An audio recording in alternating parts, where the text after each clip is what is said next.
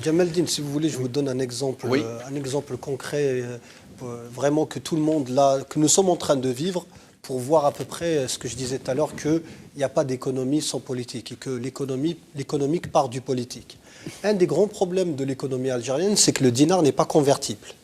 Le dinar n'est pas convertible. Oui, c'est-à-dire que l'État algérien... Nous allons essayer peut-être d'en parler si nous avons le temps. C'est-à-dire que l'État algérien a besoin de devises. Hein. Donc, la devise, on la ramène par les hydrocarbures, hein, donc par l'exportation des hydrocarbures. À part ça, on n'a rien. Après, on a les dates et Hamoud Bouala. Donc, on n'a rien. Par contre, on a un autre moyen, un autre levier qui a fonctionné dans le passé, qui fonctionnait très bien, c'est la diaspora, c'est l'immigration.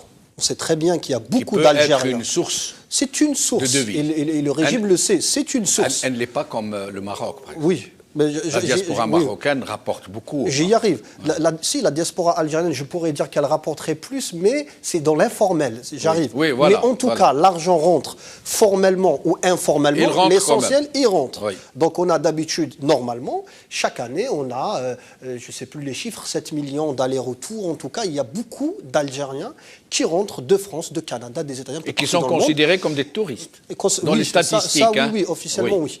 Et on sait très bien, on sait tous, nous sommes tous des immigrés, donc l'Algérien qui rentre en Algérie prend quand même avec lui un pécule pour ses dépenses. Ouais. Et c'est ce qui fait vivre, par exemple, des régions entières. Je vous donne un exemple. Moi, par exemple, dans ma région, en Kabylie, à El Hammam, quand j'étais jeune, on attendait l'arrivée des immigrés pour qu'ils commencent leur projet de construction l'été. Et nous, on travaillait, donc voilà, tout le monde captait cet argent. Ça faisait tourner la machine. Et c'est là qu'il y a les fêtes, c'est là qu'il y a les achats, qu'il y a beaucoup de... Donc tout cet argent-là.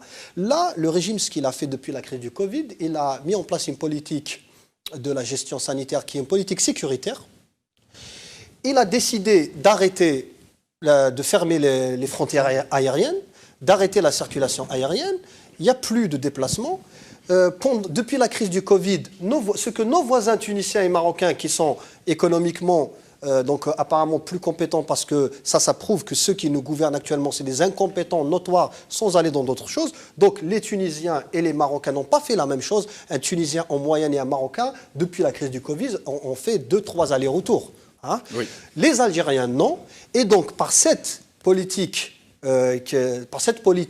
sécuritaire, par cette gestion sécuritaire de la caisse qui est un fait politique, oui, on empêche l'Algérie d'actionner un levier qui nous rapporte de la devise en masse, qui va dans et qui donne de la vie à l'économie. Mais quand même qui fait circuler l'économie, oui, l'économie informelle, un temps soit peu. Oui. D'accord ? Donc voilà, c'est un exemple concret. Et je vais vous dire une chose aussi. D'après les nouvelles que j'entends et les analyses qu'on fait, les Algériens ne vont pas rentrer en Algérie de sitôt. Hein. Il y en a même qui parlent de 2023 parce qu'on n'a pas de politique sanitaire. Mais, on n'a rien. Le régime est en train d'attendre la campagne mondiale de vaccination des populations qu'entreprendra l'OMS peut-être. Donc vous voyez dans quelle situation nous sommes.